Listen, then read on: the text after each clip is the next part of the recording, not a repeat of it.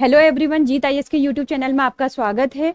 आज का यह वीडियो जो मैं लेके आई हूँ वो है उत्तराखंड करंट अफेयर्स का, जो कि जनवरी से लेकर सितंबर तक के सारे करंट अफेयर्स कवर होंगे। वैसे तो यह वीडियो जो है वो स्टेट के जितने भी एग्जाम हैं आपके, चाहे पीसीएस है, लोअर पीसीएस है, ग्रुप सी है, सबके लिए बहुत इंपॉर्टेंट है। लेकिन यह जो वीडियो है यह पीसीएस को विशेषतः ध्यान में रखकर बनाया गया है। तो आज स्टार्ट करते हैं करंट अफेयर्स को।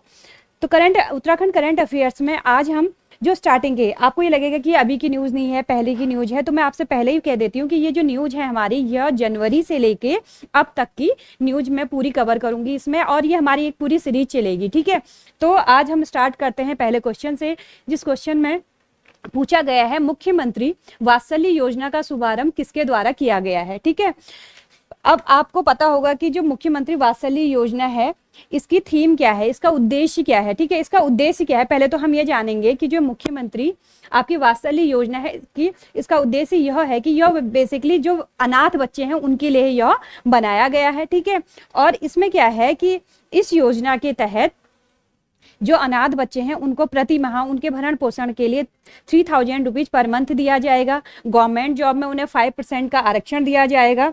ठीक है, और अब आप देखिए इसमें मुख्यमंत्री वात्सल्य योजना का शुभारंभ किसके द्वारा किया गया है। पुष्कर सिंह धामी के द्वारा, हरीश रावत द्वारा, तीरथ सिंह रावत द्वारा, कोई नहीं। ठीक है, योजना है वो पुष्कर सिंह धामी जी ने लॉन्च किया। अब आप सोचेंगे कि जो इसका लोगो बना हुआ है उसमें आपके तीरथ सिंह रावत हैं, तो इसका रीजन यह है कि यह घोषणा, इस जो ये आपकी योजना है इसको जो इंट्रोड्यूस जो है वो किसने करवाया था, रावत जी ने करवाया था। लेकिन जो अभी इसका शुभारंभ है, इसको अभी जो शुभारंभ इसका जो किया है वो किसने किया है, पुष्कर सिंह धामी ने किया है।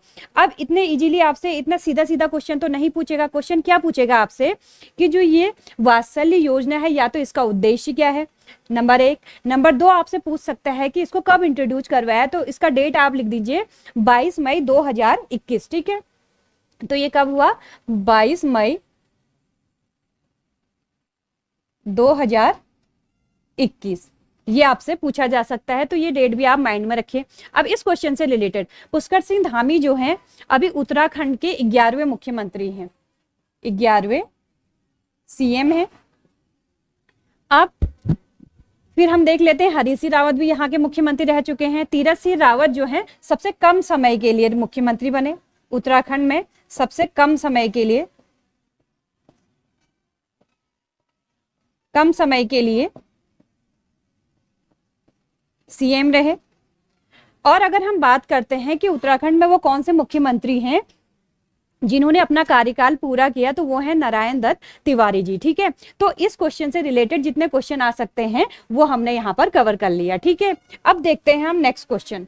नेक्स्ट क्वेश्चन है मुख्यमंत्री महालक्ष्मी योजना का संबंध किससे है। ठीक है, मुख्यमंत्री महालक्ष्मी योजना का संबंध किससे है, तो इसका संबंध जो है, ठीक है, किससे है, प्रसव के दौरान, प्रसव के बाद माँ और कन्या की अतिरिक्त देखभाल व पोषण से। ठीक है, जब प्रसव होता है तो देखिए रूढ़िवादिता की वजह से क्या होता है, अगर किसी वुमेन की गर्ल चाइल्ड होती है तो देखा जाता है कि उसके पोषण में क्या कर दी जाती है, कमी कर दी जाती है। अब तो समाज क्या है, एडुकेटेड हो गया है, तो इस वजह से यह जो होता है सब जगह देखने को नहीं मिलता है। लेकिन आज भी ऐसे परिवार हैं जहां पर कन्या के होने पर दुख मनाया जाता है और उन्हें खुशी नहीं होती है। तो इसलिए जो आपकी यह योजना है, इस योजना के तहत क्या किया गया है, प्रसव के बाद जब महिला घर जाती है तो उसको एक मातृत्व किट दिया जाता है। उस किट में जच्चा और बच्चा दोनों के लिए पोषण सामग्री होती है। महिलाओं के लिए इस किट में सूखे मेवे यानी ड्राई फ्रूट्स होते हैं। ठीक है, और इसमें बहुत सारी जो जरूरत की जो चीजें होती हैं वुमेन्स की वो होती हैं, और जो बेबी चाइल्ड यानी जो गर्ल चाइल्ड होती है उसकी जरूरत का भी सारा सामान बेबी किट में होता है। उसमें बेबी ड्रेस है, उसके पोषण का थोड़ा बहुत सामान है, ये सारी चीजें इस जो किट है इस किट में दिया जाता है। ठीक है, यह हो गया आपका मुख्यमंत्री महालक्ष्मी योजना। ठीक है, अब यह आपसे पूछा जा सकता है, एक तो इसका ये ऑब्जेक्ट है। ठीक है, ये तो इसका क्या हो गया, ऑब्जेक्ट है। अब आपसे पूछा जा सकता है कि जो आपकी ये महालक्ष्मी योजना है इसे कब इंट्रोड्यूस कराया गया, तो ये है 30 जून 2021। ठीक है, ये है 30 जून 2011। अब नेक्स्ट देखते हैं नेक्स्ट है जिंसी स्प्रिंग कहाँ स्थित है। ठीक है, जिंसी स्प्रिंग कहाँ स्थित है। जिंसी स्प्रिंग जो है एक प्लेस का नाम है जो कि मसूरी में स्थित है।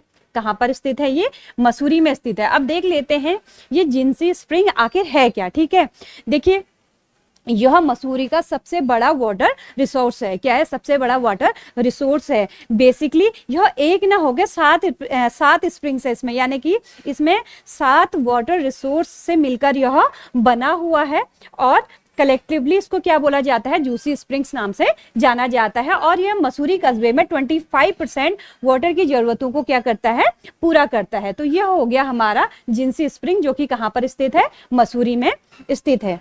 नेक्स्ट देखते हैं, किस एयरपोर्ट को वायुसेना के एडवांस लैंडिंग ग्राउंड के रूप में विकसित करने की तैयारी हो रही है। तो यह है आपका चिनाली सौंड। ठीक है, अब देखिए चिनाली सौंड जब मैं कह रही हूँ कि इसे जो है वायुसेना के एडवांस लैंडिंग ग्राउंड के रूप में विकसित की गई है, तो कुछ तो रीजन ऐसा होगा कि चिनाली सौंड को ही, इस एयरपोर्ट को ही इस काम के लिए चुना गया।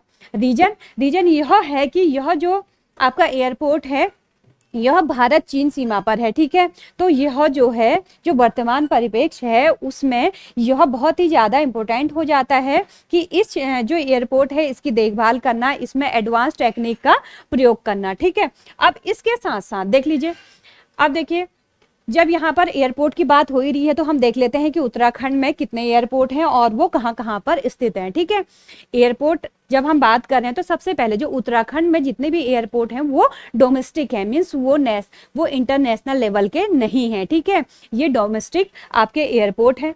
अब देखिए जो आपका नैनी एयरपोर्ट है ये कहाँ पर स्थित है, ये पिथौरागढ़ में स्थित है। पिथौरागढ़ में स्थित है।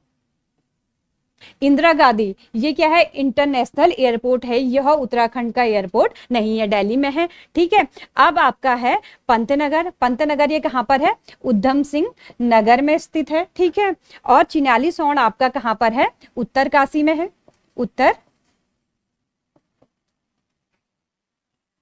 उत्तरकाशी में है। उसके बाद आपका है गौचर,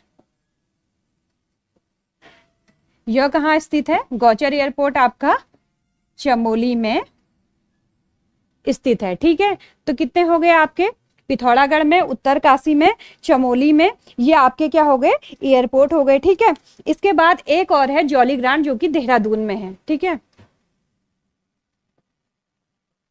जॉली ग्रांट ये आपका कहाँ पर है, यह एयरपोर्ट ये आपका है देहरादून में, देहरादून में।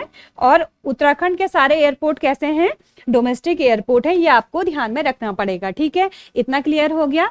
तो वायुसेना के एडवांस लैंडिंग ग्राउंड के रूप में चिनाली सौंड को विकसित किया गया है। ठीक है, और जो हमने बाकी जो उत्तराखंड की एयरपोर्ट है वो भी हमने यहाँ पर डिस्कस कर लिए हैं। अब जाते हैं नेक्स्ट क्वेश्चन में। नेक्स्ट क्वेश्चन है, उत्तराखंड राज्य चुनाव आयोग ने किसे निर्वाचन आइकन बनाया है। ठीक है, तो निर्वाचन आइकन किसे बनाया है, पवनदीप राजन को। पवनदीप राजन को आजकल हर कोई जानता है, हर बच्चा पवनदीप राजन को जानता है, ये इंडियन आइडल के विजेता हैं। ठीक है, अब इनका काम क्या है, अब जैसे क्वेश्चन है चुनाव आयोग ने किसे निर्वाचन आइकन बनाया है, तो इन्हें चुनाव का आइकन, निर्वाचन आइकन बनाने की जरूरत क्या पड़ गई। ठीक है, जो पवन राजन है, ठीक है, पवनदीप राजन है, इनका काम होगा कि लोगों को अवेयर करने का कि चुनाव में पार्टिसिपेट करना क्यों जरूरी है, चुनाव से रिलेटेड जो महत्वपूर्ण जो बातें होंगी लोगों से इंट्रोड्यूस कराने का काम कौन करेंगे, पवनदीप राजन करेंगे। ठीक है, और उसके साथ साथ आर्ट, टूरिज्म, कल्चर का ब्रांड एम्बेसडर भी इनको नियुक्त किया गया है। ये एक्स्ट्रा फैक्ट हैं, ये आपको पता होने चाहिए पवनदीप राजन के बारे में। ठीक है, किस किस चीज के लिए, आर्ट, टूरिज्म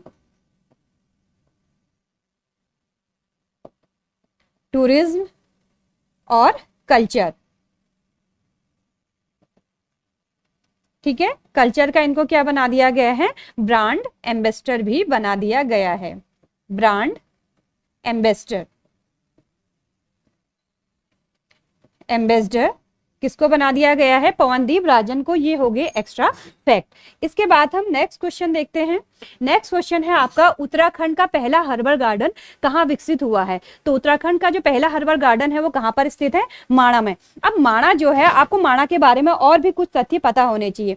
माणा को उत्तराखंड का अंतिम गांव माना जाता है।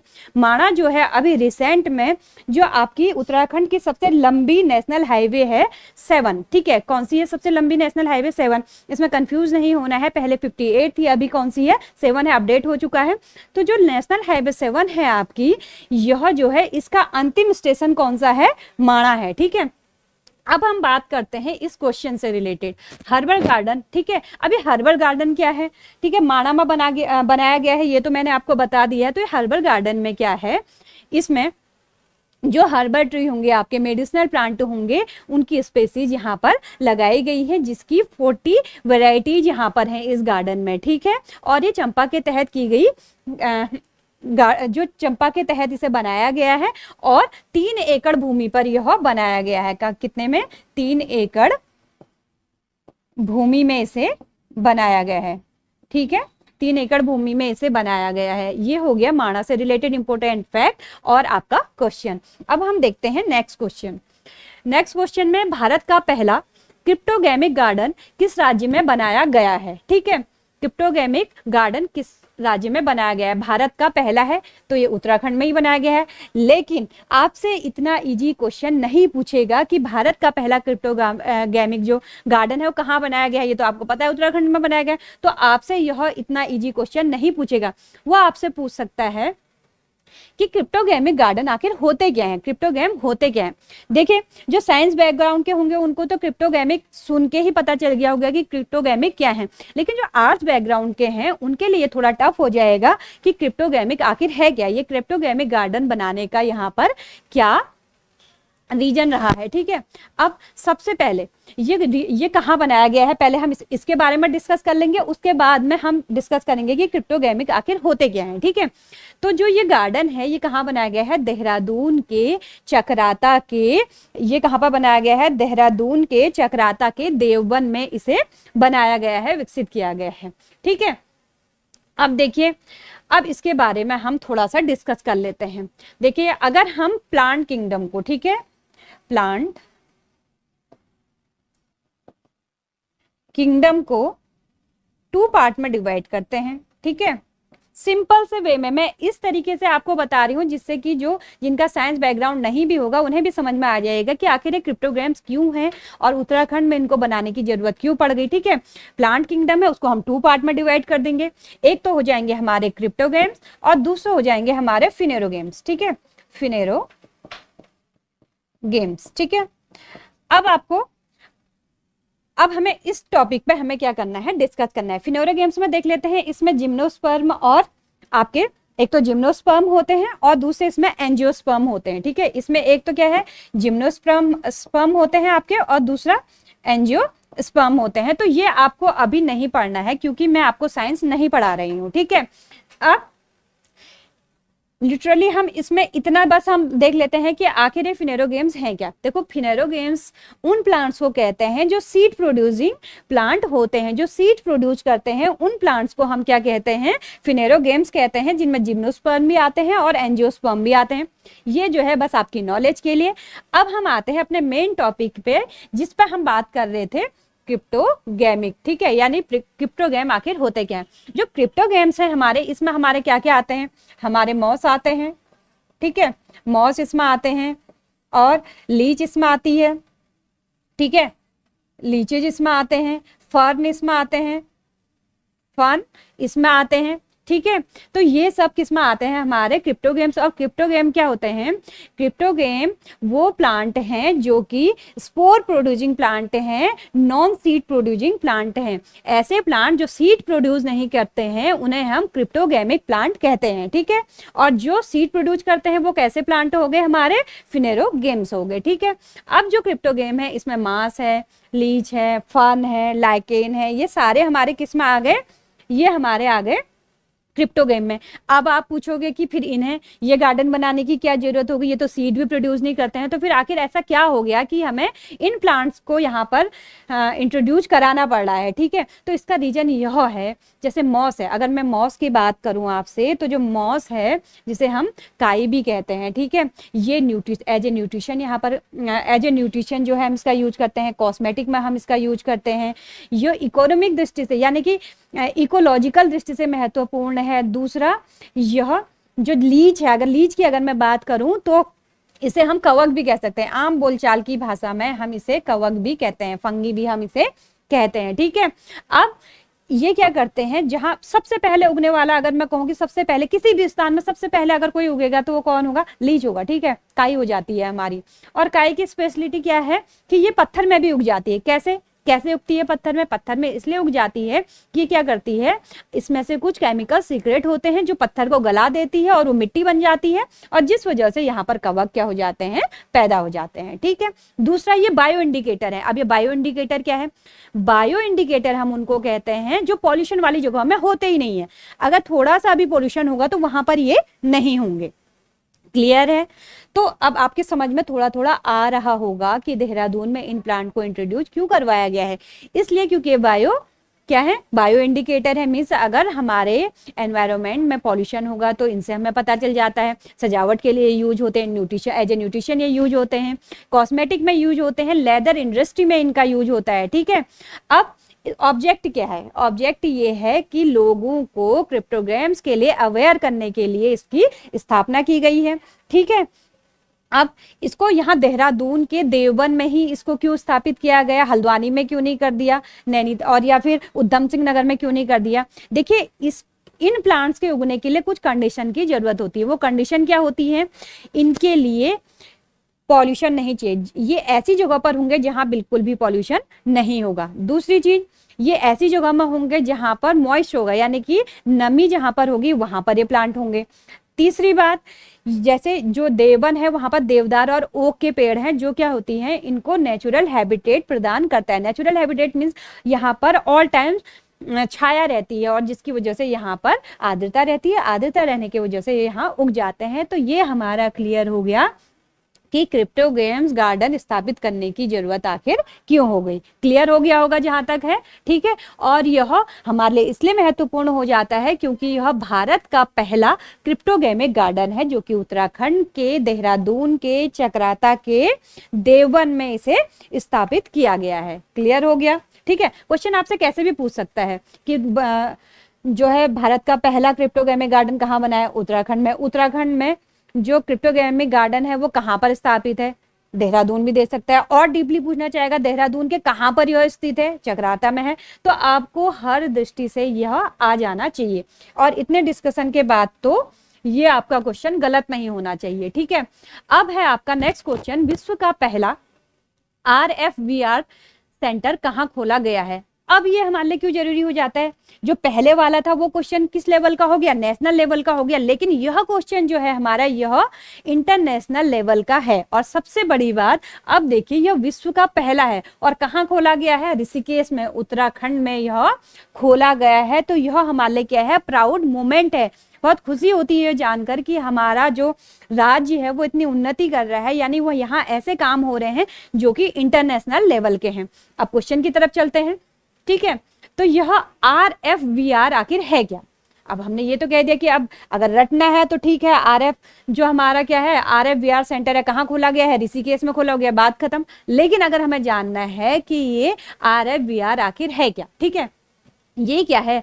R means radio, F means frequency, V means vaginal and R means resolution. ठीक है, अब इसका मतलब क्या है, यह क्यों खोला गया है? देखो, महिलाओं में बहुत सी निजी समस्याएं होती हैं जिस वजह से वह अपना इलाज नहीं कर पाती है, उनको उचित जगह नहीं मिल पाती, कहीं वो अपने जो उनकी निजी समस्याएं हैं उनके बारे में बता नहीं पाती हैं, हेजिटेशन होती है, कभी उनको रिसोर्सेज नहीं मिल पाते। ठीक है, बहुत सारी ऐसी चीजें होती हैं जिनकी वजह से वुमेन्स को बहुत सारी प्रॉब्लम फेस करनी पड़ती है, जिस वजह से यहाँ पर जो है यह जो आपका रिसर्च सेंटर है यह खोला गया है। ठीक है, अब इसमें एक खास बात मैं आपको बताऊं, ठीक है, जो ये आपका RFVR सेंटर खोला गया है। इसमें जो डॉक्टर हैं वो कौन है? नवनीत मोघा यहाँ पर क्या है? डॉक्टर हैं। और सबसे अच्छी बात यह है, अमेरिका के बाद विश्व के दूसरे जो हैं ये RFVR ट्रीटमेंट विशेषज्ञ हैं। कितनी बड़ी बात है कि अमेरिका के बाद सेकंड नंबर पर आने वाले डॉक्टर कहां पर अब हमको मिलेंगे? ऋषिकेश, उत्तराखंड के ऋषिकेश में मिलेंगे। और ये बहुत ही प्राउड मोमेंट है हम लोगों के लिए। ठीक है, अब जाते हैं हम नेक्स्ट क्वेश्चन में। ठीक है, अब हम चाहे, ठीक है, अब उत्तराखंड के गादी के नाम से किन्हें जाना जाता है? आंसर आपको पता ही है, इंद्रमणि बडोनी। जिसे नहीं भी पता होगा, इतना बड़ा पिक्चर लगा है, वो देख के बता ही देंगे कि बडोनी जी हैं। अब आप कहेंगे कि मैम को उत्तराखंड पढ़ाते पढ़ाते बडोनी जी की याद कैसे आ गई? देखिए, क्वेश्चन इसलिए याद आ गया क्योंकि इनकी क्या थी? जयंती थी। इनकी जयंती की वजह से इनको क्या क्या प्रोग्राम रखा गया और इन्हें श्रद्धांजलि अर्पित की गई। ठीक है, अब क्वेश्चन आपसे ये नहीं पूछा जाएगा कि जो बडोनी जी हैं उनकी उनकी जयंती हुई, कब हुई, कौन यहाँ पे गेस्ट था, ये नहीं पूछा जाएगा। आपसे क्या पूछा जाएगा कि उत्तराखंड के गांधी जी के नाम से किनको जाना जाता है? तो वो किसे जाना जाता है? इंद्रमणि बडोनी जी को जाना जाता है। अब क्या रीजन रहा कि इनको गांधी जी की उपाधि दे दी? देखिए, ये क्या है? ये समाज सेवी हैं, आंदोलनकारी हैं। और इसमें एक पॉइंट देखिए लिखा नहीं है, जो है ये अपने कल्चर से जुड़े हुए थे। ठीक है, ये अपने कल्चर से जुड़े हुए थे। फोक प्रोग्राम में इनका बहुत ज्यादा इंटरेस्ट था। और इवन राजनेता, आंदोलनकारी बनने से पहले ये क्या थे? कल्चरल प्रोग्राम में बहुत ज्यादा पार्टिसिपेट करते थे। ठीक है, बडोनी जी। और ये इवन जो गढ़वाल, टिहरी गढ़वाल का कलाकारों का एक ग्रुप था, ये इन्हें चौफाल केदार नामक एक नृत्य प्रस्तुत किया। ठीक है, और इसके लिए इन्हें उत्तराखंड सरकार ने इनाम भी दिया। इसके बाद ये जो है राजनीति में आए थे। राजनीति में ये आए, इन्हें कई आंदोलनों में भाग लिया। और सबसे बड़ी बात, उत्तराखंड के बिहाफ पर अगर मैं बात करूं तो ये वो प्रथम राजनेता है जिनने पृथक उत्तराखंड के लिए मांग की थी। समझ में आया आपके? ये उत्तराखंड के प्रथम राजनेता है जिन्होंने पृथक उत्तराखंड की मांग की थी। इसीलिए इन्हें उत्तराखंड का गांधी कहा जाता है। किन्हें? इंद्रमणि बडोनी जी को। चलो, जब हम उपनामों की बात कर ही रहे हैं तो अब श्रीधर किमोठी को किस उपनाम से जाना जाता है, यह भी बता दीजिए आप।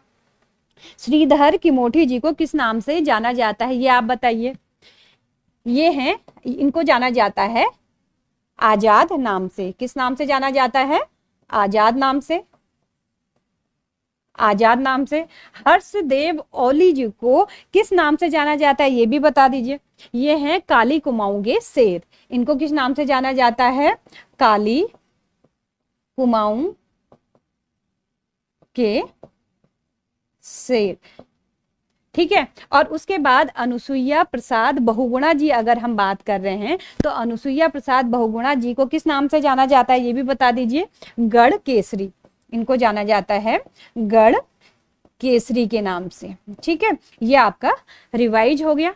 ठीक है, इंद्रमणि जो बडोनी है उनको उत्तराखंड के गादी के नाम से जानते हैं, श्रीधर किमोठी को आजाद के नाम से जानते हैं, हर्षदेव ओली को काली कुमाऊं का शेर के नाम से जानते हैं, और अनुसुईया प्रसाद बहुगुणा जी को गढ़ केसरी के नाम से जाना जाता है। और अब हम चलते हैं अपने नेक्स्ट क्वेश्चन में। ठीक है, हमारा नेक्स्ट क्वेश्चन है, पेंडिंग मामले तथा त्वरित न्याय हेतु उत्तराखंड में कौन सी सेवा आरंभ की गई है? ठीक है, मोबाइल कोर्ट सेवा, स्पीड न्याय सेवा, इंटरनेट कोर्ट सेवा, मोबाइल ई कोर्ट सेवा। तो आंसर है आपका मोबाइल ई कोर्ट सेवा।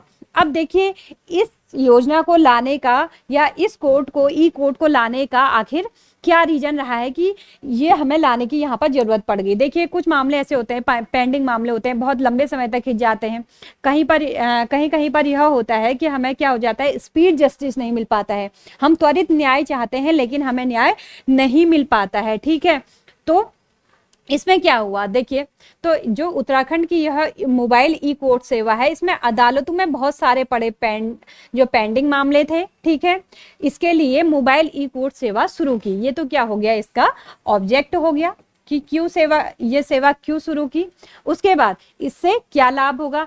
इससे जो लोग हैं उनको स्पीडली जस्टिस मिलेगा। ठीक है, और internet, computer, web camera, lens आदि इस कोर्ट में, मोबाइल कोर्ट में सब चीज होंगे। ठीक है, अगर कोई लोग कारणवश कोर्ट नहीं जा सकते हैं तो वह इस पर आवेदन कर सकते हैं, नेट के थ्रू भी इसमें आवेदन कर सकते हैं। ठीक है, सबसे पहले इसे चंपावत, पिथौरागढ़, टेहरी, चमोली और उत्तरकाशी में सबसे पहले इन जो ये जिले हैं इनमें लोगों को इसका लाभ दिया जाएगा, उसके बाद पूरे उत्तराखंड में इसे इंट्रोड्यूस करा दिया जाएगा। अभी जो स्टार्टिंग में जो है चंपावत, पिथौरागढ़, टिहरी, चमोली के साथ साथ उत्तरकाशी के लोगों को इसका लाभ मिल पाएगा, उसके बाद ये पूरे उत्तराखंड में इंट्रोड्यूस करा दिया जाएगा। ठीक है, अब हम जाते हैं अपने नेक्स्ट क्वेश्चन की ओर। ये है फलक सुतेड़ी ने जीता इंटरनेशनल म्यूजिक अवार्ड, उसका संबंध उत्तराखंड के किस जिले से है? ये भी बड़ी प्राउड मोमेंट की बात है, जहां पर हम लोग एक्सक्यूज देते हैं कि यह रीजन रहा कि हम यह नहीं कर पाए, यह रीजन रहा कि हम ऐसा नहीं कर पाए। लेकिन ये देखिए, एक छोटी सी बालिका है जिन्होंने म्यूजिक अवार्ड, ठीक है, इंटरनेशनल म्यूजिक अवार्ड पर जो है उत्तराखंड जिले का नाम रोशन किया। तो यह किस जिले की है? ठीक है, ये है चंपावत जिले की। तो इन्होंने यह अवार्ड जीत कर लंदन में अपना नाम रोशन किया है। अपने साथ साथ इन्होंने अपने फैमिली का, अपने डिस्ट्रिक्ट का और उसके साथ ही अपने राज्य का नाम रोशन किया है। यह है आपकी फलक सुतेड़ी। ठीक है, अब जाते हैं हम नेक्स्ट क्वेश्चन की ओर। यह है हाल ही में माउंट लोहेस से आरोहण करने वाली उत्तराखंड की पहली महिला कौन थी? कौन थी बताइए? सविता कांडपाल थी, स्नेहा राणा थी और शीतल थी, या फिर इसमें से कोई नहीं? ठीक है, इसमें प्रिंटिंग मिस्टेक हो गई है, कांडपाल नहीं है ये क्या है आपकी सविता कंसवाल। सविता कंसवाल है ये। ठीक है, ये आपका गलत हो गया, ये है सविता कंसवाल।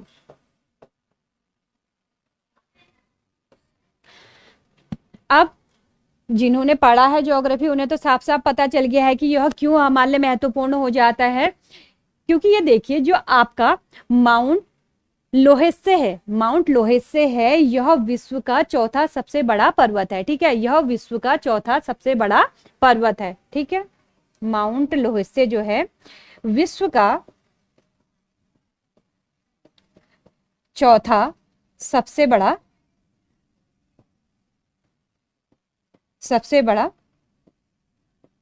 पर्वत है। ठीक है, इसलिए यह इंपॉर्टेंट हो जाता है। चलो, जब आप हम चौथे की बात कर रहे हैं तो फर्स्ट, सेकंड, थर्ड की छोड़े, इनकी भी हम बात कर लेते हैं। तो विश्व का पहला सबसे बड़ा, विश्व का सबसे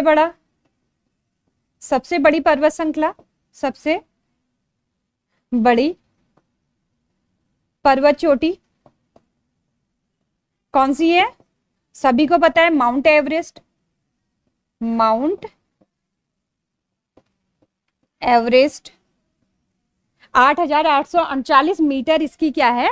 हाइट है। ठीक है, अब नेपाल के जो वो मंत्री हैं, यहाँ के जो विदेश मंत्री हैं, उन्होंने कहा कि इसकी हाइट जो है अभी कुछ बढ़ी हुई है। तो उन्होंने कहा कि इसकी जो हाइट है वो 8,839.46 मीटर है। ठीक है, 8,849.86 जो है इसकी हाइट हो गई है। ठीक है, 86 नहीं 46, सॉरी, 0.46 मीटर इसकी हाइट हो चुकी है। अब ये पहली है, तो सेकंड नंबर की कौन सी होगी ये भी हम बात कर लेते हैं। सेकंड नंबर, विश्व की सबसे सेकंड नंबर की हाईएस्ट चोटी कौन सी है? केटू। केटू। अब केटू का जो नाम है, ठीक है, केटू का जो नाम है, पूरा नाम है, ये तो शॉर्ट नेम है केटू। केटू का जो नाम है ये आप कमेंट बॉक्स में कमेंट करेंगे कि इसका पूरा नाम क्या है। ठीक है, केटू। अब ये आपकी क्या होगी? सेकंड हाईएस्ट होगी। देखिए, इनकी हाइट में ज्यादा डिफरेंस नहीं है। केटू की हाइट भी 8,611 मीटर है। कितनी है? 8,611 मीटर है इसकी हाइट, ज्यादा डिफरेंस नहीं है। अब हम थर्ड भी देख लेते हैं, क्योंकि जब फोर्थ तक हम पहुंच गए हैं तो थर्ड की भी बात कर लेते हैं। तो थर्ड कौन सी है? कंचनजंगा है। कंचनजंगा जो है थर्ड नंबर की है, और इसकी जो रेंज है, इसकी जो लंबाई है, यह भी 8,000 में ही इसकी लंबाई है। इसकी 8,586 है। 8,586 मीटर क्या है इसकी हाइट है। ठीक है, अब ये कहाँ पर स्थित है? माउंट एवरेस्ट आपको पता है नेपाल चीन सीमा पर है। ठीक है, केटू कहाँ पर है आपके? केटू बताइए कहाँ पर है? केटू कहाँ पर स्थित है? ठीक है, केटू भी हमारी जो है यह भारत की सबसे ऊंची चोटी है। यह जो केटू है ये आपकी विश्व की सेकंड और भारत की, इंडिया की इंडिया की फर्स्ट, ठीक है, इंडिया की फर्स्ट सबसे हाईएस्ट है और विश्व की सेकंड नंबर की हाईएस्ट है। उसके बाद थर्ड जो है कंचनजंगा की अगर हम बात करते हैं तो यह विश्व की थर्ड जो है पर्वत श्रृंखला है। अब देखिए, अब जब हम पर्वत श्रृंखला की बात कर ही रहे हैं तो क्यों ना एक छोटा सा रिवीजन हो जाए। रिवीजन यह कि देखिए, अब हम बात कर रहे हैं जब, चलो एवरेस्ट तो जो है नेपाल चीन सीमा में है, तो अब हम बात करते हैं केटू की। केटू जो है वह जो आपकी काराकोरम श्रेणी है, काराकोरम श्रेणी की सबसे ऊंची चोटी है। ठीक हो गया, विश्व की दूसरी सेकंड है, भारत की फर्स्ट हाईएस्ट चोटी है ये, ठीक है। और काराकोरम श्रेणी की तो बात होगी। उसके बाद काराकोरम श्रेणी के बाद जब हम नीचे आते हैं तो वो कौन सी श्रेणी है, हमारी लद्दाख श्रेणी है। लद्दाख श्रेणी में राकापोसी एक पर्वत श्रृंखला है जो कि सबसे तीव्र ढाल वाली पर्वत श्रृंखला है, ठीक है, हो गया। अब उसके बाद अब हमने विश्व की भी पे बात कर ली कि विश्व की सबसे ऊंची चोटी कौन सी होगी, माउंट एवरेस्ट होगी। भारत की सबसे ऊंची चोटी केटू होगी। इसका नाम मैं आपको नहीं बताऊंगी, इसका नाम आप मुझे कमेंट करेंगे, ठीक है। और उसके बाद अब जब बात सब चीज की, सब फर्स्ट की बात हुई थी, तो अब उत्तराखंड को क्यों छोड़े भाई। उत्तराखंड की सबसे ऊंची चोटी कौन सी है, वो है नंदा देवी चोटी, ठीक है। अब यह पूर्व में गौरी गंगा और पश्चिम में ऋषि गंगा के मध्य में स्थित है। यह आपको उत्तराखंड के बिहाफ पर पता होना चाहिए, ठीक है। तो यूके की सबसे हाईएस्ट, ठीक है, कौन सी है, नंदा देवी, जो पूर्व में जो है गौरी गंगा और पश्चिम में ऋषि गंगा के मध्य में स्थित है। इतना आपको क्लियर हो गया, ठीक है। अब इसमें हमारा जो थोड़ा सा हमने क्या कर लिया, पर्वत श्रृंखला का रिवीजन भी कर लिया, ठीक है। अब इसके बाद हम नेक्स्ट क्वेश्चन की ओर बढ़ते हैं। नेक्स्ट क्वेश्चन है हमारा ODF, ठीक है। ODF ये आपका डबल प्लस नहीं डबल प्लस होगा, ये लिखने में क्या हो गया है, थोड़ा सा प्रिंटिंग मिस्टेक हो गया है, ठीक है। ये है ODF डबल प्लस, ये क्या है आपका ODF डबल प्लस का दर्जा बरकरार, ऊर्जा नहीं, दर्जा बरकरार रखने वाला पहला शहर कौन बना, तो यह पहला शहर बना देहरादून। अब देखिए ODF इसका मतलब क्या है, ठीक है। ODF आपने सुना होगा, खुले में शौच मुक्त, ठीक है, खुले में शौच मुक्त शहर हम इसे कहते हैं। ODF को अगर आप कहें तो आप कह सकते हैं ओपन डिफिकेशन फ्री, ठीक है, ओपन डिफिकेशन फ्री भी हम इसको कह सकते हैं। तो खुले में शौच मुक्त शहर के रूप में किसको देखा गया है, देहरादून को देखा गया है। देखिए इसमें क्या, अब आप सोचेंगे कि कैसे पता चला कि देहरादून है और राज्य इसमें क्यों नहीं है या और शहर क्यों नहीं है, तो इसके लिए मैं बात करती हूँ। इसके लिए केंद्र सरकार ने एक टीम बनाई, केंद्र सरकार ने एक टीम बनाई और उस टीम को गुप्त तरीके से राज्य के विभिन्न शहरों में भेजा गया, जहां पर इन्होंने पाया कि जो देहरादून है, देहरादून सबसे साफ सिटी है। यहाँ पर जो सुलभ शौचालय जहाँ कहते हैं, इसमें से बहुत सारे शौचालय ऐसे हैं जिसमें 24 आवर की खुले रहते हैं। कुछ शौचालय ऐसे हैं जो सुबह 6 बजे खुलते हैं और शाम को 11 बजे बंद होते हैं। इसके साथ साथ यहाँ पर जो सफाई है उसकी उचित व्यवस्था की गई है और जो पब्लिक जो आपके शौचालय हैं उसमें वेंटिलेटर भी, एग्जॉस्ट फैन जो हैं वो भी लगे हुए हैं, ठीक है। तो इन सारे क्राइटेरिया को किसने पास किया है, देहरादून ने। इसलिए ODF डबल प्लस का दर्जा बरकरार किसने रखा है, देहरादून ने रखा है, ठीक है। अब देखते हैं हम नेक्स्ट क्वेश्चन। नेक्स्ट क्वेश्चन है हमारा, दीनदयाल उपाध्याय पंचायत सशक्तिकरण पुरस्कार किसे दिया गया है, दीनदयाल पुरस्कार किसे दिया गया है, ठीक है। इसमें यहाँ पर पिथौरागढ़ ना आके हरिद्वार आएगा, क्या आएगा, हरिद्वार। अब इस क्वेश्चन को सॉल्व करने के लिए इस क्वेश्चन में आप कंफ्यूज भी हो सकते हैं, वो कैसे मैं आपको बताती हूँ, ठीक है। हरिद्वार कर लेते हैं। अभी मैं रीजन बताऊंगी कि मैंने पिथौरागढ़ को क्यों कट किया, ठीक है। देखिए इसमें ये क्वेश्चन ऐसे दिया है तो इसमें तो आप कर लेंगे, इसमें आप किसको टिक कर लेंगे कि जो दीनदयाल पंचायत सशक्तिकरण पुरस्कार है वो किसको मिला है। इसमें तो आप देहरादून को, अगर मैं यहाँ पर हरिद्वार करूंगी तो आप देहरादून को कर लेंगे, ठीक है। लेकिन ऐसा नहीं है कि यह पुरस्कार केवल देहरादून को ही मिला है, ठीक है। यह देहरादून के साथ साथ और भी जिले हैं उनको मिला गया है। इसमें पिथौरागढ़ भी है, पिथौरागढ़ का नाम भी है, इसमें उत्तरकाशी का नाम है, उत्तरकाशी भी इसमें है। उत्तरकाशी के साथ साथ इसमें आपका रुद्रप्रयाग है, रुद्रप्रयाग भी इसमें है, ठीक है। और पौड़ी भी इसमें शामिल है। तो आपको देहरादून के साथ साथ पिथौरागढ़, उत्तरकाशी, रुद्रप्रयाग और पौड़ी भी नाम याद रखने पड़ेंगे। हो सकता है आपको एनिमेशन के लिए आ जाए। इसमें आपको 4 सही देंगे और 1 गलत दे देंगे, कहेंगे कि कौन सा ऐसा है जो कि दीनदयाल उपाध्याय पंचायत सशक्तिकरण पुरस्कार जिसे नहीं मिला है। तो उसमें आपको पता होना चाहिए कि और कौन कौन से राज्य हैं जिन्हें यह पुरस्कार मिला हुआ है। अगर और डीपली जाना चाहेंगे तो किस पंचायत को मिला वो भी यहाँ पर है। देखिए एक बार इसको भी देख लेते हैं। देखिए द्वारीखाल है पौड़ी में, द्वारीखाल में, ठीक है। सिमलौस है, ये कहाँ पर है आपका, ये होई वाला देहरादून में है। पुरोला उत्तरकाशी, ठीक है। तो इतना डीपली तो नहीं पूछेगा, बस आपको इन जिलों के नाम पता होने चाहिए कि कौन कौन से जिले हैं, जैसे पिथौरागढ़, उत्तरकाशी, रुद्रप्रयाग, पौड़ी और देहरादून, ठीक है। नेक्स्ट क्वेश्चन देखते हैं आप। अब है आपका नैनीताल में 1925 के बाद विनेसियस रोजफिश देखा गया, विनेसियस रोजफिश देखा गया। अब विनेसियस रोजफिश क्या है? विनेसियस रोजफिश है एक पक्षी, ठीक है। विनेसियस रोजफिश क्या है? पक्षी। बड़ी बात तो नहीं है, लेकिन इसलिए है कि ये 1925 के बाद जो है अभी इसे देखा गया है, ठीक है। अब नेक्स्ट क्वेश्चन हम देखते हैं। हाल ही में डैश का चयन भारतीय महिला क्रिकेट टीम में हुआ, ठीक है। किसका चयन हुआ भाई? श्वेता वर्मा का। अब श्वेता वर्मा के बारे में हम जान लेते हैं। देखिए जो श्वेता वर्मा है इंडियन ए क्रिकेट टीम के लिए क्या हुई? चुनी गई है। इससे पहले ये उत्तर प्रदेश के लिए खेलती थी। हमारे लिए बहुत प्राउड मोमेंट की बात है कि जो है श्वेता वर्मा जो कहाँ की रहने वाली हैं, ये उत्तराखंड की रहने वाली है। और इनका चयन जो है यह किसके लिए हुआ है? क्रिकेट टीम, महिला क्रिकेट टीम के लिए इनका सिलेक्शन हुआ है, ठीक है।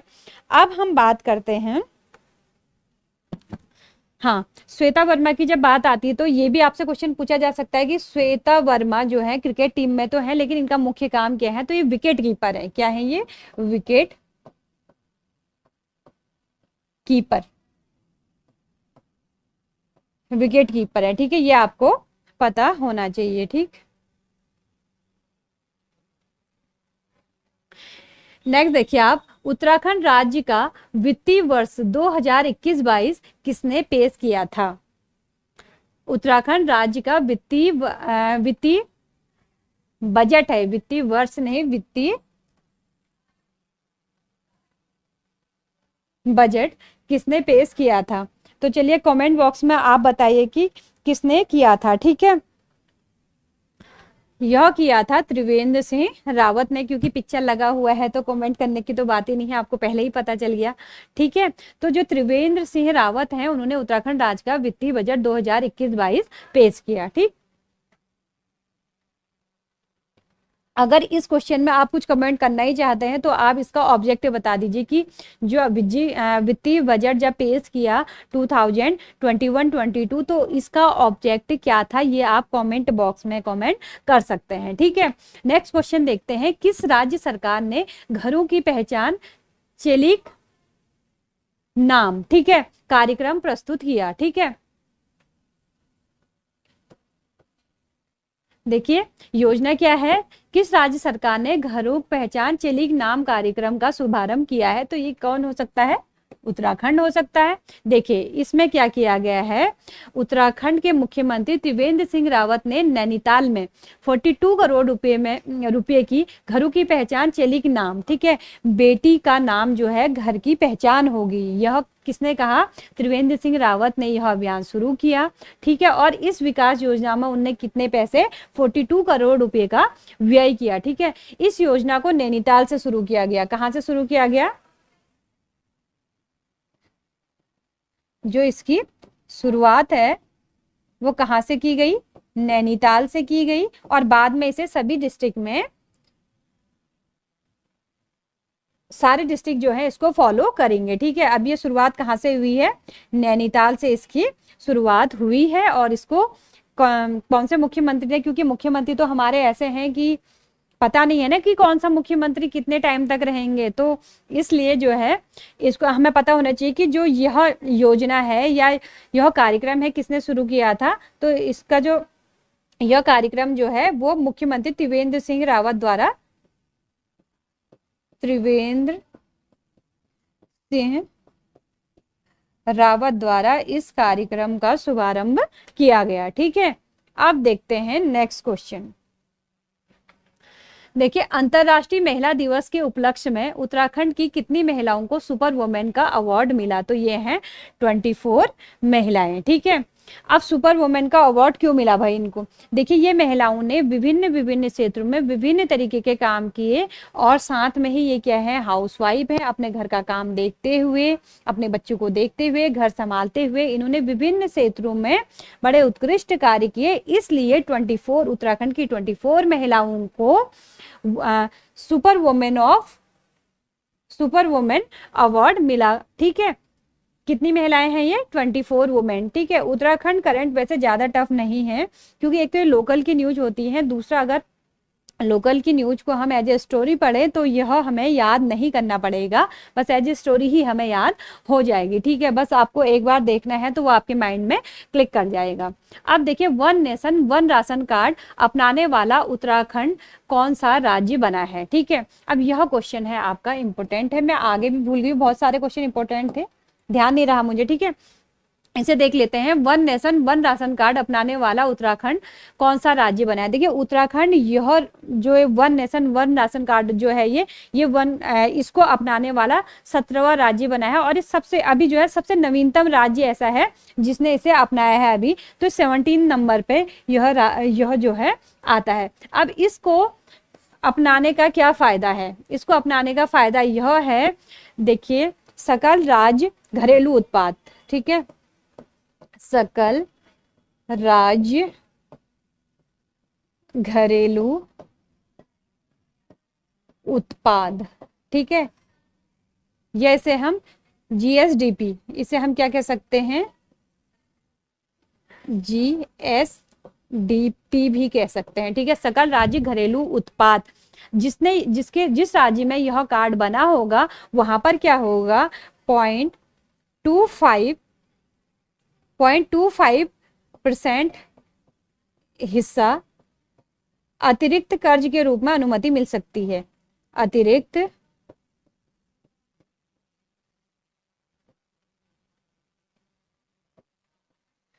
कर के रूप में राज्य को मिल सकता है। ठीक है, कितना, 0.25 हिस्सा। तो आपसे एक तो यह क्वेश्चन पूछा जा सकता है कि one nation one ration card अपनाने वाला उत्तराखंड कौन से नंबर का राज्य है। ठीक है, दूसरा आपसे यह पूछ सकता है कि इसका ऑब्जेक्ट क्या है, यह क्यों बनाया गया, इससे क्या फायदे हो सकते हैं। तो किसी भी तरीके से घुमा के क्वेश्चन को पूछा जा सकता है। ठीक है, अब हम आते हैं अपने नेक्स्ट क्वेश्चन में।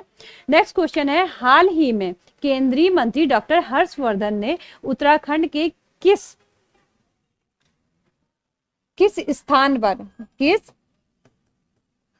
स्थान पर डॉपलर वेदर रेडार का उद्घाटन किया है। ठीक है, ये कहां पर किया है, मुक्तेश्वर में, ये कहाँ किया गया है, मुक्तेश्वर में इसका उद्घाटन किया है। ठीक है, ये केंद्रीय मंत्री डॉक्टर हर्षवर्धन ने इसका उद्घाटन किया। ठीक है, इसमें जो है जो ड्रॉ है ये गलत लग गया है। ठीक है, तो मुक्तेश्वर में जो है यह डॉपलर वेदर रेडार का उद्घाटन किया गया है। ठीक है, ये क्वेश्चन भी आपका क्या है, इंपोर्टेंट है। ठीक है, इसमें क्वेश्चन गलत लग गया है, इसमें ये पिक्चर जो है गलत लग गया है। ये जो जो पिक्चर था ना वो इस वाले क्वेश्चन का, ठीक है। अभी क्वेश्चन उस जो पिक्चर को है, पिक्चर को एक बार देख लेंगे हम। 2021 में राष्ट्रीय तीरंदाजी प्रतियोगिता की मेजबानी कौन सा राष्ट्र करेगा? तो इसकी मेजबानी करेगा उत्तराखंड, ठीक है। 2021 में राष्ट्रीय तीरंदाजी, ये भी इंपॉर्टेंट है आपका, तीरंदाजी प्रतियोगिता की मेजबानी कौन सा राज्य करेगा? यह राज्य है आपका उत्तराखंड, ठीक है। ये देखिए इसमें क्या होगा, 7 से 15 मार्च तक, ठीक है, 7 से 15 मार्च ये डेट चले गई है, क्योंकि मैंने आपको बताया था कि मैं जनवरी से लेकर अभी तक के आपके क्वेश्चन कर रहा हूँ। तो यह प्रतियोगिता क्या होगी, आयोजित होगी, और इसका जो है इसको होस्ट कौन करेगा? उत्तराखंड इसको होस्ट करेगा, ठीक है। अब देखिए नेक्स्ट क्वेश्चन हमारा आ रहा है, ये तो हो गया उत्तराखंड इसको होस्ट करेगा। जो डॉपलर प्रभाव वाली मैंने आपको बात बताई, डॉपलर वेदर, जैसे यहाँ पर बहुत सारी यात्राएं होती हैं, कैलाश मानसरोवर यात्राएं या अन्य यात्राएं होती हैं, तो जो है हमें पता होना चाहिए कि यहाँ का, जैसे हमें पता है कि केदारनाथ में कितनी बड़ी घटना हुई, इसका रीजन यही रहा कि यहाँ पर ये फैसिलिटी नहीं हुई कि हमें वेदर के बारे में पूर्वानुमान हम लगा सकें, या फिर हम इसके बारे में जो है जो श्रद्धालु हैं उनको बता सके। तो इन सब चीजों को ध्यान में रखते हुए यहाँ उत्तराखंड में कहाँ पर, मुक्तेश्वर में जो है यह सिस्टम लगाया गया है, डॉपलर वेदर रेडार, ठीक है, डॉपलर वेदर रेडार लगाया गया है, ठीक। अब हम देखते हैं मुख्यमंत्री ने विश्व इतिहास दर्शन का विमोचन किया, इस पुस्तक के लेखक कौन थे? अब बताइए आपकी इसके लेखक कौन थे?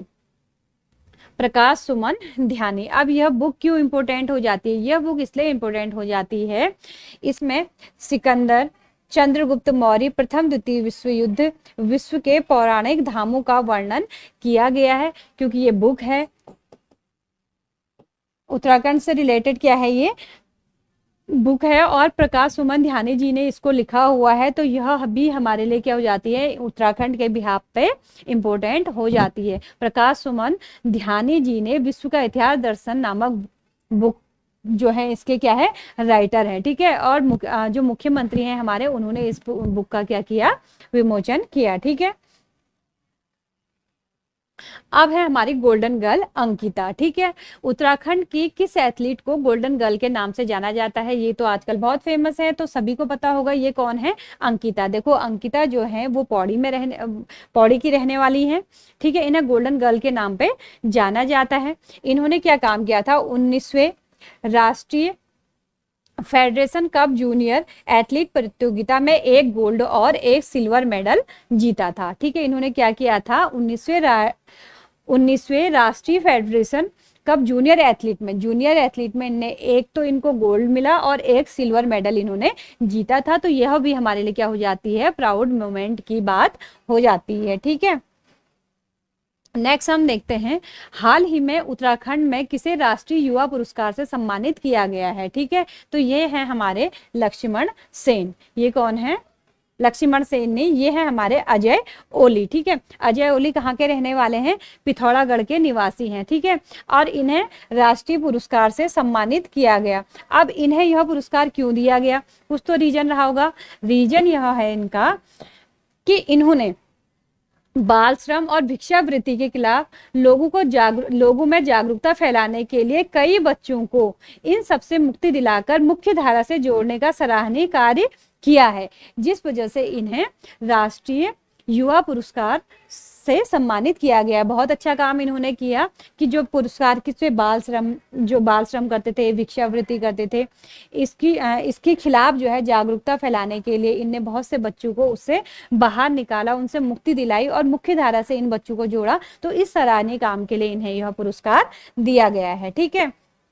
नेक्स्ट है हमारे, हाल ही में भारत रत्न राधा कृष्ण गोल्डन मेडल 2021 किसे दिया गया? अब यह है हमारी उपासना शर्मा। उपासना शर्मा जो है यह द्वाराहाट डिग्री कॉलेज के अर्थशास्त्र विभाग की प्रोफेसर है, ठीक है। ये कौन है, यह जो अवार्ड है द्वाराहाट डिग्री कॉलेज की प्रोफेसर जो है, अर्थशास्त्र की प्रोफेसर हैं आपकी उपासना शर्मा, उन्हें यह दिया गया है। अब उन्हें यह पुरस्कार क्यों दिया गया है, यह भी इंपॉर्टेंट हो जाता है। Global economics progress and research association में उनकी सराहनीय सेवा और उपलब्धियों को देखते हुए। कभी कभी आपसे यह नहीं पूछा जाएगा कि किसको दिया गया है, आपको नाम दे दिया जाएगा कि उपासना शर्मा को 2021 में भारत रत्न राधाकृष्ण गोल्डन मेडल दिया गया, तो वह क्यों दिया गया, इसका रीजन क्या था। तो इसका रीजन क्या था, इन्होंने global economics progress and research association में उनकी सराहनीय सेवा एवं उपलब्धि के लिए इन्हें यह मेडल दिया गया है। ठीक है, नेक्स्ट क्वेश्चन देखिए आप, उत्तराखंड के 17वें मुख्य सचिव कौन बने। उत्तराखंड के 17वें मुख्य सचिव कौन बने, सभी को पता है कौन बने हैं भाई, आपके डॉक्टर सुखवीर सिंह संधू जी जो हैं 17वें मुख्य सचिव बने। अब जब ये 17वें की बात कर रहे हैं तो हमारे लिए जानना जरूरी हो जाता है 16वें कौन थे, फर्स्ट कौन थे। ठीक है, अब देखिए फर्स्ट कौन थे, अजय विक्रम सिंह जो है हमारे फर्स्ट जो है मुख्य सचिव थे। ठीक है, उत्पल कुमार सिंह जो है ये 15th थे। ठीक है, 15th थे। तो आप 16th मुझे बताइए कमेंट बॉक्स में करके कि 16th मुख्य सचिव हमारे कौन थे। ठीक है, हमारे 16 कौन थे ये आपको बताना पड़ेगा कमेंट बॉक्स में कमेंट करके। ठीक है, 16th ये हैं ओम प्रकाश, चलो मैं ही बता देती हूँ, ओम प्रकाश। क्लियर हो गया। अब इससे हमें क्या पता चल गया, एक तो हमें फर्स्ट पता चल गए अजय विक्रम सिंह हैं, 15 चल गए उत्पल कुमार सिंह हैं, 16 चल गए ओम प्रकाश, और 17th हमारे हैं डॉक्टर सुखवीर सिंह संधू जी। ठीक है, अब इनकी खास बात क्या है, ये उत्तराखंड के 17वें मुख्य सचिव बने और साथ में ही 1988 बैच के IAS ऑफिसर ये हैं, अधिकारी हैं। ठीक है, कौन, आपके संधू जी। आते हैं 28th क्वेश्चन में, हाल ही में उत्तराखंड के कोटद्वार से दिल्ली के बीच में किस रेलगाड़ी का उद्घाटन किया गया है, बताइए। रानीखेत एक्सप्रेस नहीं हो सकता, जनशताब्दी नहीं हो सकता, पूर्णागिरि जनशताब्दी नहीं हो सकता है, तो क्या हो सकता है, सिद्धबली जनशताब्दी। क्या हो सकता है, सिद्धबली जनशताब्दी। ठीक है, कोटद्वार से दिल्ली के लिए सिद्धबली जनशताब्दी एक्सप्रेस का संचालन शुरू हो गया है। ठीक है, और इसको पीयूष गोयल, केंद्रीय शिक्षा मंत्री रमेश पोखरियाल निशंक और राज्यसभा सांसद अनिल बडूनी ने वर्चुअल माध्यम से हरी झंडी दिखाई और ट्रेन का संचालन शुरू करवाया। ठीक है, ये हो गया। अब ये आपको ध्यान में रखना पड़ेगा। अब जो है आगे कभी मैं आपको जो पूरा रेलवे है वो किसी दिन डिस्कस करूंगी आपके साथ। अभी के क्वेश्चन में यही बस इतना ही कि सिद्धबली जनशताब्दी जो है वो उत्तराखंड में कोटद्वार से दिल्ली तक के लिए शुरू की गई है। ठीक है, अब आते हैं हम 29th क्वेश्चन में।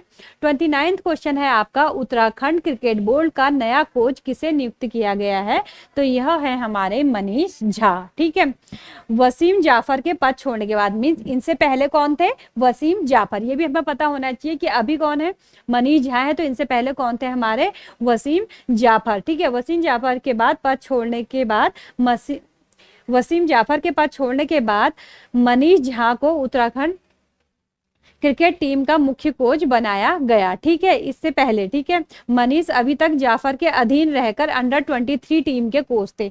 इससे पहले जो है ये जो है वसीम जाफर के अंडर में काम करते थे और अंडर 23 के ये क्या थे, कोच थे। ठीक है,